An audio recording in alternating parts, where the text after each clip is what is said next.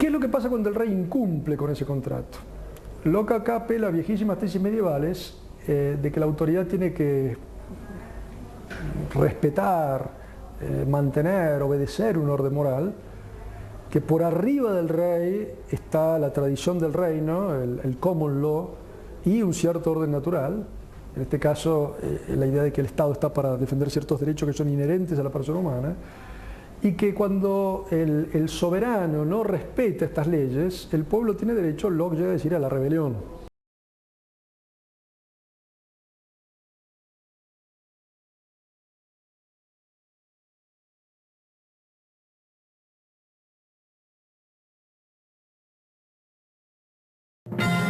Puesto que es el entendimiento lo que coloca al hombre sobre el resto de los seres sensibles y le proporciona dominio sobre ellos, constituye por su nobleza un tema merecedor de ser investigado. John Locke, Ensayo sobre el entendimiento humano.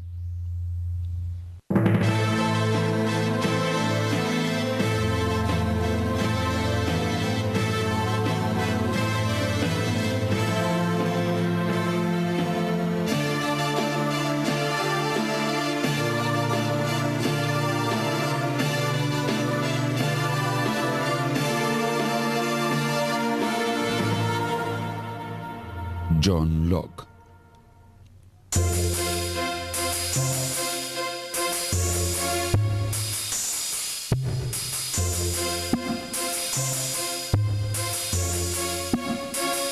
El filósofo inglés John Locke nació en Brinton en 1632. Le tocó vivir en su niñez la guerra civil que estalló en 1642 y que culminó con la ejecución del rey Carlos I en 1649. Una vez obtenida su licencia para ejercer como médico, viajó a Alemania en misión diplomática y a su regreso en Inglaterra en 1666 entró al servicio de Lord Ashley, quien fuera poco más tarde primer conde de Shaftesbury. Es a través del contacto con el conde de Shaftesbury que Locke va a empezar la evolución de su pensamiento, sobre todo en materia política. Sus obras filosóficas son mucho más tardías. Locke ocupó el cargo de secretario particular de Shaftesbury y cuando éste llegó a presidir el gobierno en 1672, fue nombrado secretario de Agricultura del Ministerio de Comercio. Al caer el gobierno, huyó a Francia, donde trabó contacto con diversos científicos y naturalistas. Cuando Shaftesbury recobró el poder en 1679, regresó a Londres para volver a exiliarse en 1683 al caer por segunda vez su protector. Esta vez se asiló en Holanda bajo nombre falso.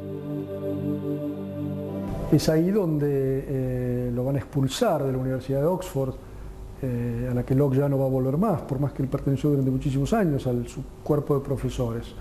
Y se exilió a Holanda. Holanda en ese momento cumple un papel clave en la política europea y va a ser uno de los centros, si se quiere, de defensa de estas nacientes ideas, llamémoslas así, liberales.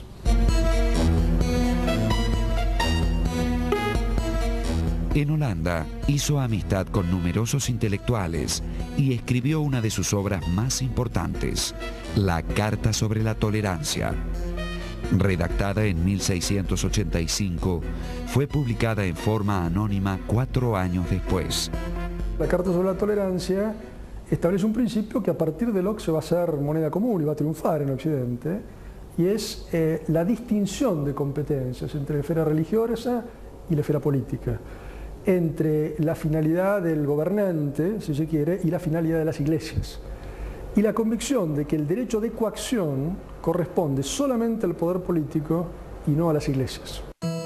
Al triunfar la revolución de Oliver Cromwell en Inglaterra en 1688, Locke decidió regresar a Londres. Vuelve a Inglaterra con la revolución triunfante. La revolución se da a final del 88, Locke vuelve en el 89, en el mismo barco que la princesa María, y va a gozar a partir de ese momento de un enorme prestigio, es decir, como exiliado de la causa que vuelve triunfante, como pensador más o menos conocido, va a ser no solamente rehabilitado, tiene amigos muy poderosos en altas esferas, y su diríamos así, su manifestación pública se da en ese momento. Es en este año, en el 89 y en el 90, que va a publicar sus obras fundamentales. Entre 1689 y 1690 publicó dos obras fundamentales: Ensayo sobre el entendimiento humano, que había redactado alrededor de 1670, y Ensayo sobre el gobierno civil, dividido en dos tratados, uno que cuestionaba la teoría del derecho divino de los reyes y otro donde establecía los fundamentos y finalidades de todo gobierno. Los analistas de Locke, los que han interpretado a Locke, ven en su obra como dos puntos fundamentales que a veces no hay mucho acuerdo sobre hasta qué punto son compatibles entre sí. Su preocupación por la teoría del conocimiento, su nociología, y su preocupación por los problemas políticos. Su obra Ensayo sobre el entendimiento humano va a ser esencial para entender los debates en torno al poder del conocimiento. Locke será considerado una de las piezas fundamentales del empirismo.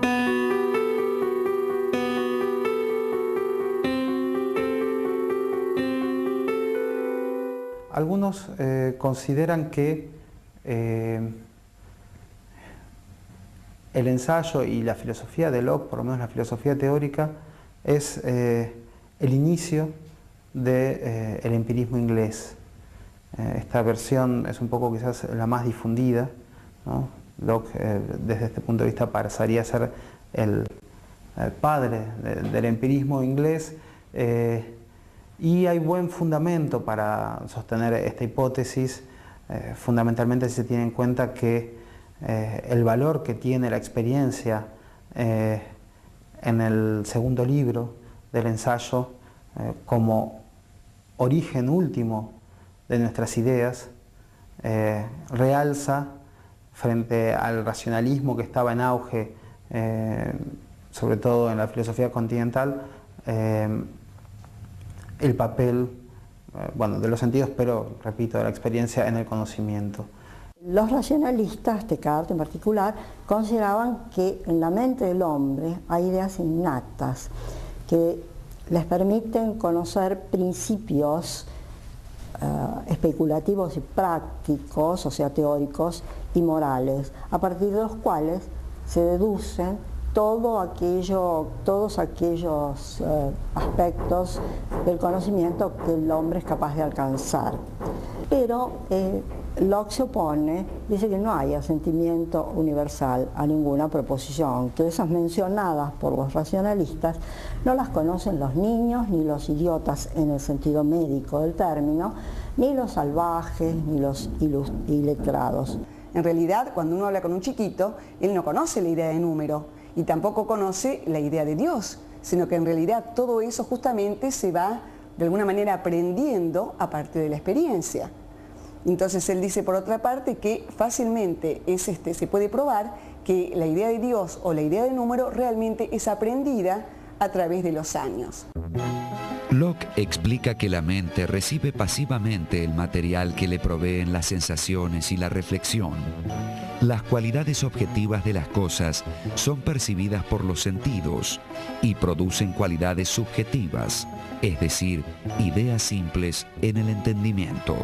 Cuando percibimos una cosa, en realidad percibimos solo ciertas cualidades de la cosa. En esta formulación de las cualidades objetivas o primarias y su papel en la formación de las ideas simples, Locke se apoya en las teorías de un físico de su época, Robert Boyle. Robert Boyle considera que la realidad se compone de pequeños corpúsculos que tienen propiedades geométricas, es decir, forma, extensión, figura. Después Locke añade la solidez, pero eso lo añade por su cuenta. Ahora bien, estas cualidades que acabo de mencionar, o propiedades, son cualidades primarias. Las llama así Boyle y también Locke. Las cualidades secundarias son combinaciones de las primarias en las partículas más pequeñas, es decir, las que ya son insensibles, que no se perciben directamente y que sin embargo tienen un efecto sobre nosotros. Entonces, concretamente, cuando yo veo un objeto, es más, cuando yo veo, por ejemplo, un objeto de color rojo, en realidad lo veo rojo porque los corpúsculos imperceptibles que componen la esencia real de la cosa están encastrados de tal manera que me hacen ver el objeto como rojo. Entonces, esta sería la relación que hay entre las cualidades primarias y las cualidades secundarias. La mente, una vez recibidas las ideas simples, actúa sobre ellas comparando, distinguiendo, combinando y abstrayendo. Así surgen las ideas complejas. Cuando nosotros enunciamos la palabra mesa, lo que tenemos justamente es una idea compleja a partir de un determinado color, de una determinada textura, de un determinado peso, de un determinado número. Es decir, que en última instancia la idea compleja es la resultante de las distintas ideas simples que la mente forma a partir de las operaciones que la propia mente hace. Por ejemplo, tengo una idea de un color rojo, una determinada forma redondeada, un aroma, una lisura, y las reúno en una idea y le doy el nombre de manzana, con el supuesto de que existe algo, la sustancia, que es como un sustrato en el cual se insertan todas estas cualidades. Pero esta sustancia no es conocida porque no me la proporciona la experiencia. Nosotros podemos preguntar acerca de las propiedades o las cualidades sensibles de la sustancia, pero nunca vamos a poder llegar al ser último de la sustancia, ese sustrato, a ese hipokeimeno, para decirlo con una palabra en griego, en el cual supuestamente las propiedades sensibles se sostienen. Él dice, sin embargo, que tenemos que suponer ese sustrato, tenemos que postular ese sustrato, pero que en realidad ese sustrato no lo vamos a llegar a conocer nunca. Locke, con ese enorme sentido común que tenía, decía que en realidad, cuando nosotros hablamos de sustancias, lo que hacemos es referirnos a una idea que en general la formamos porque vemos distintas ideas simples que se dan siempre conjuntamente de un cierto orden. Pero que en realidad, si nosotros queremos indagar acerca de qué cosa es aquello o qué cosa es esa sustancia que está más allá de las propiedades, difícilmente lleguemos a descubrirlas. De ahí saca John Locke también la idea de sustancia en general como algo desconocido, que no es percibido. Y cita un ejemplo que nos resulta humorístico. Dice que a un indio le preguntaron dónde se apoyaba el mundo. Y el indio dijo, sobre un gran elefante. ¿Y dónde se apoya el elefante? Sobre una gran tortuga. ¿Y dónde se apoya la tortuga? Bueno, sobre algo que no sé lo que es.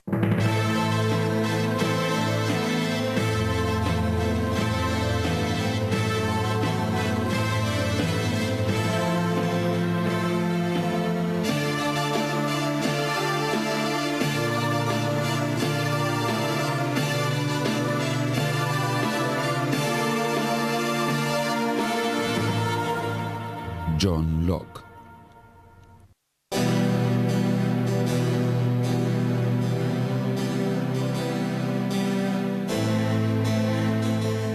Locke opina que los principios morales tampoco son innatos, ya que varían según la sociedad y la época. Él da un ejemplo, adulterio, por ejemplo.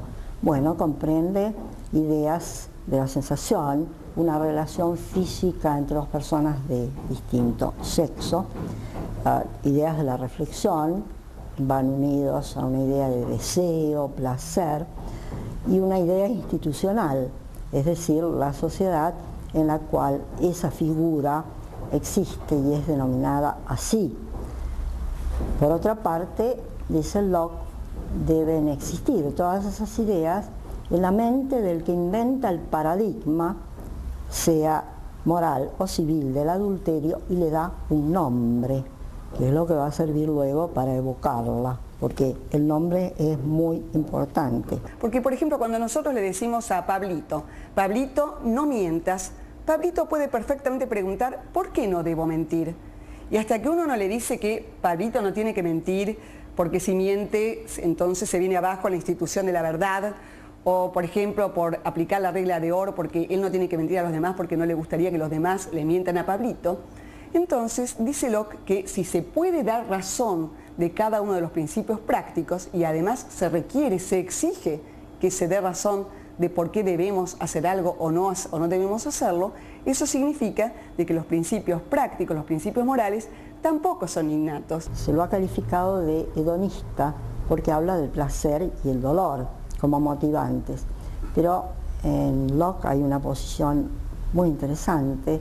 Él considera que lo que mueve al hombre no es en realidad el placer, sino tratar de eliminar el dolor, la inquietud, como dice él, la uneasiness, que el hombre es muy movido por eso, y efectivamente si pensamos en nuestra vida diaria, veremos que sí, que efectivamente el hombre percibe el placer, pero que es muy frecuente que trate de eliminar todo lo que lo molesta, todo lo que lo fastidia, todo lo que le duele, ¿no? Bueno, finalmente, para que el hombre pueda actuar moralmente, Locke dice, es necesaria una facultad que es la voluntad. La voluntad es libre, por eso el hombre puede optar por una conducta u otra, por obedecer a la ley o por negarla, es decir, desobedecerla. Y esto no es raro que introduzca la libertad quien es considerado el padre del liberalismo político. El liberalismo de Locke afirma la existencia de derechos individuales anteriores al Estado, un liberalismo que es la antítesis del absolutismo. ¿Qué entendemos por liberalismo político?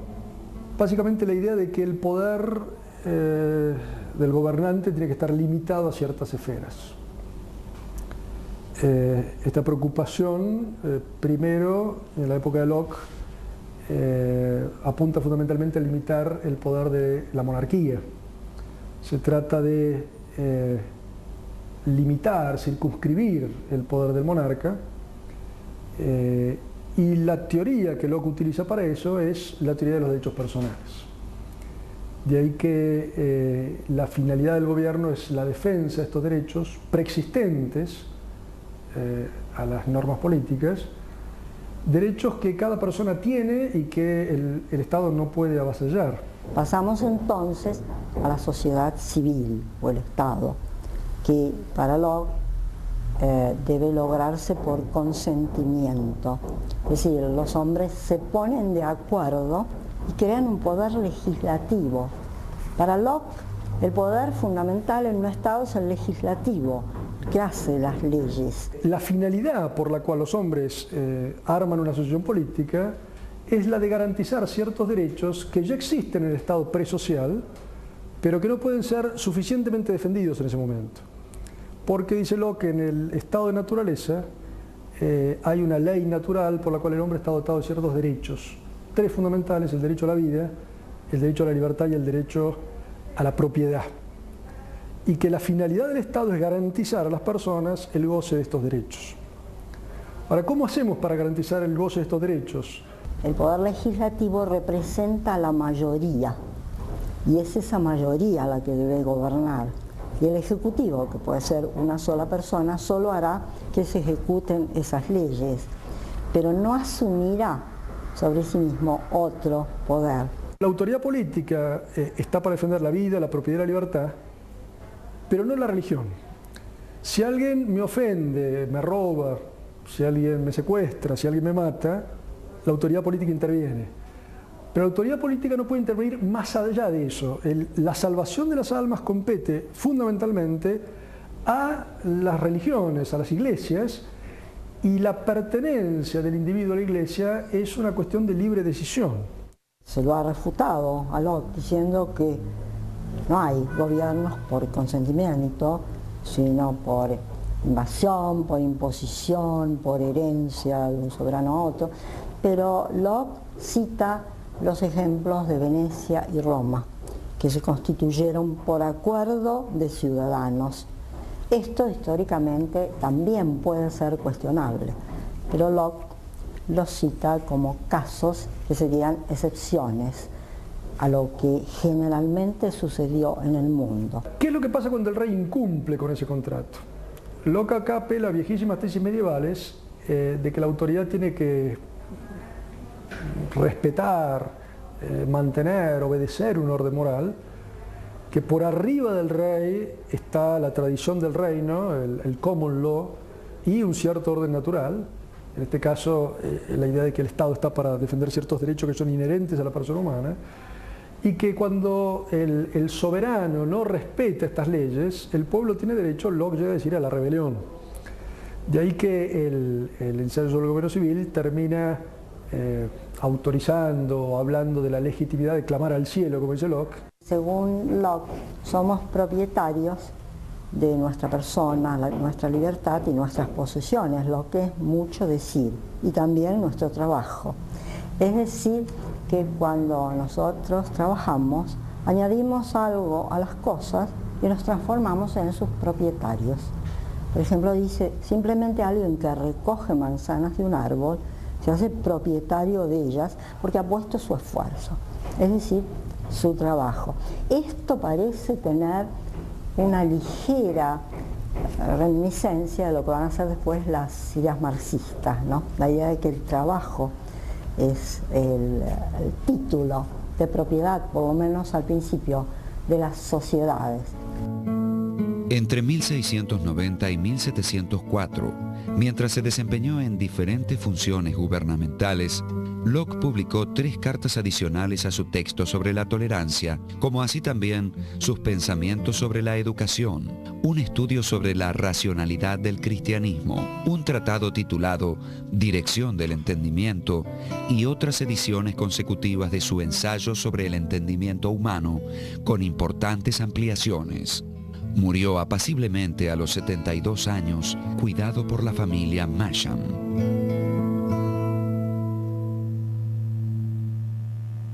Prácticamente es un autor que ha tenido influencias en el campo de la política, en el campo de la economía, en el campo de la filosofía, en el campo de la educación, lo que lo hace sin duda alguna de las grandes figuras capitales del pensamiento de Occidente. Y por otro lado, y creo que este es el mensaje principal de Locke, él termina diciendo que si en realidad no es tan importante conocer a Dios o al alma o al mundo o a los objetos metafísicos en general, es porque la filosofía tiene que ser una guía para poder moverse en la vida, o sea, en última instancia para vivir una vida mejor. Y eso es lo importante, todavía hoy.